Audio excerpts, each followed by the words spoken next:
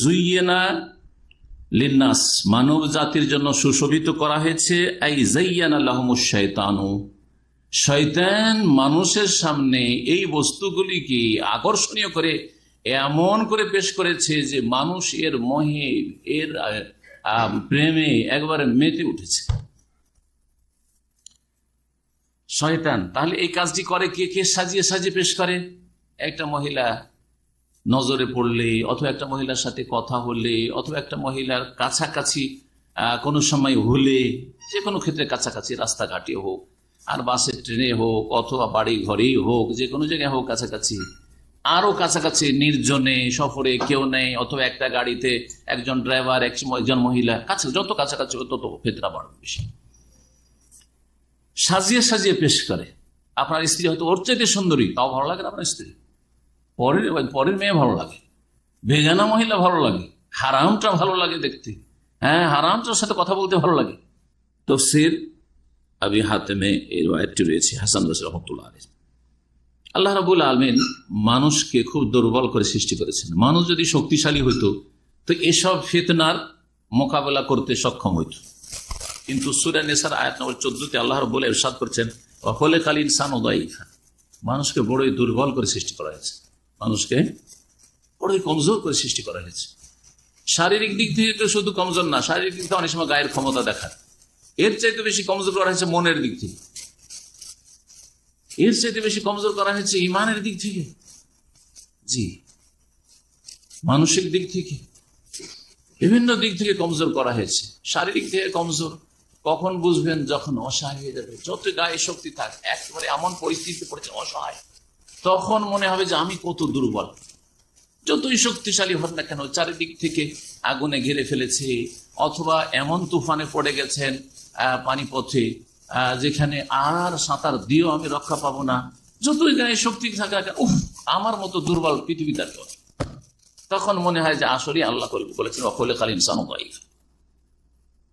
আর এইসব ফিতনার ক্ষেত্রে মানুষ যে কত দুর্বল, ভালো ভালো মানুষ, আর অনেক সময় প্রথম শুরু হয় ভালো নিয়ত নিয়ে, কিন্তু শেষ পরিণাম গিয়ে খুব খারাপ হয়। প্রথম শুরু হয়েছিল খুব ভালো নিয়ত, সব নিয়ত আল্লাহর সন্তুষ্টির জন্য। রাসূলুল্লাহ সাল্লাল্লাহু আলাইহি সাল্লাম যে দাওয়াত আমাদের কাছে আমানত রেখেছেন সেটা পৌঁছাবো, হ্যাঁ কোরআনে কারীম যে আল্লাহ আমানত আমাদের দিয়েছেন এটা কোরআনে কারীম শিখাবো, জি হ্যাঁ, ইত্যাদি ইত্যাদি। দিনের ভিত্তিতে, ইমান ইসলামের ভিত্তিতে আমি সম্পর্ক রাখবো, দিনী ভাই দিনী বোন, একজন মহিলা বলছে দিনী ভাই আর একজন পুরুষকে, আর আপনি বলছেন যে দিনী বোন। তো প্রথম শুরুটা কি দিয়ে হচ্ছে? কত চমৎকার শব্দ দিয়ে হচ্ছে। শয়তান চমৎকার শব্দ বাক্য দিয়ে শুরু করে ফিতনা, জি প্রথম কিন্তু খারাপ করে শুরু করে না, খারাপ করে খারাপ লোকদের সাথে শুরু করে, ও খারাপ করলে ও খারাপ দিয়ে শুরু করে দেবে। কিন্তু যারা যত ভালো মানুষ তাদের কাছে তত সাজিয়ে পেশ করে, তো নিয়ত তো ভালো। প্রখ্যাত ইমাম তাবেঈ তাউস ইবনে কায়সান একজন তাবেঈ ছিলেন, মক্কায় তার বাড়ি ছিল, রাহিমাহুল্লাহ তাআলা এই আয়াতের তাফসীরে বলছেন মানুষকে দুর্বল করে সৃষ্টি করা খালাকাল ইনসানা দাঈফা, বলছেন দাঈফান ফি আমরিন নিসাই, দুনিয়ার বহু ব্যাপারে দাঈফ মানুষ দুর্বল, কিন্তু বিশেষ করে নারীদের বিষয়ে মানুষকে অত্যন্ত দুর্বল করে সৃষ্টি করা হয়েছে। এই তাফসীর করেছেন মহিলাদের ক্ষেত্রে যতই বড় পুরুষ হোক না কেন, যতই মহাপুরুষ হোক না কেন, যতই বড় জ্ঞানী গণী হোক না কেন, জ্ঞান হারিয়ে ফেলছে। ফি আমরিন নিসা লাইসা ইয়াকুনুল ইনসানু ফি শাইইন আযআফা মিনহু ফিন নিসা, অন্য কোন ক্ষেত্রে এত মানুষ দুর্বল হয় না যত দুর্বল হয়ে যায় নারীদের ক্ষেত্রে। টাকা পয়সার ক্ষেত্রে অত দুর্বল সহজ হয় না, বুদ্ধির ক্ষেত্রে, নেতৃত্বে অত দুর্বল হয়ে যায় না মানুষ, হ্যাঁ, কিন্তু এখানে এসে দুর্বল হয়ে যায়। তাফসীর তাবারীতে ইবনে জারীর রাহমাতুল্লাহ আলাইহি তাফসীরটি উল্লেখ করেছে। এখন কয়েকটি হাদিস শোনাই এই ফিতনা সম্পর্কে নারীদের। বুখারী মুসলিমের হাদিস, রাসূলুল্লাহ সাল্লাল্লাহু আলাইহি সাল্লাম বলছেন মা তারাকতু বাদি ফিতনাতান আদাররু আলা রিজালি মিনান নিসা, আমি আমার পরে পুরুষদের জন্য নারীদের চাইতে বড় ক্ষতিকর ফিতনা আর কিছু ছেড়ে যায়নি।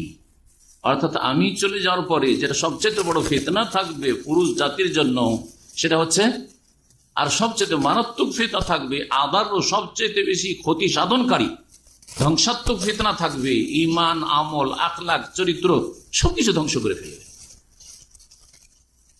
মিনান নিসা, নারী জাতির চাইতে বেশি ক্ষতিকর ফিতনা আর দুনিয়াতে আমি কিছু ছেড়ে যাইনি। এর চাইতে বড় ফিতনা, এর চাইতে বড় ক্ষতিকর ফিতনা আর কিছু ছাড়ছি না। এটি হচ্ছে বুখারী মুসলিমের রিওয়ায়াত। ইবনে হিব্বান একটি রিওয়ায়াত রয়েছে, তাতে রয়েছে মা তারাকতু বাদি ফিতনাতান আখওয়াফু আলা রিজালি মিনান নিসা।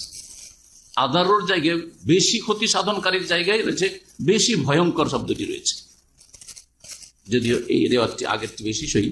বেশি ক্ষতি সাধনকারী সুতরাং বেশি ভয়ঙ্কর, সে অর্থ তো শামিল আছে, কিন্তু এই শব্দ দিয়ে একটি রিওয়ায়াত এসেছে। এই ফিতনা এত ভয় করেছিল রাসূলুল্লাহ সাল্লাল্লাহু আলাইহি ওয়াসাল্লাম উম্মতের জন্য যে আমার পরে এর চাইতে বড় ফিতনা, এর চাইতে বড় ক্ষতিকর ফিতনা, এর চাইতে বেশি ধ্বংসাত্মক ফিতনা, এর চাইতে বেশি ভয়ঙ্কর ফিতনা আর কিছু ছেড়ে যাচ্ছি না।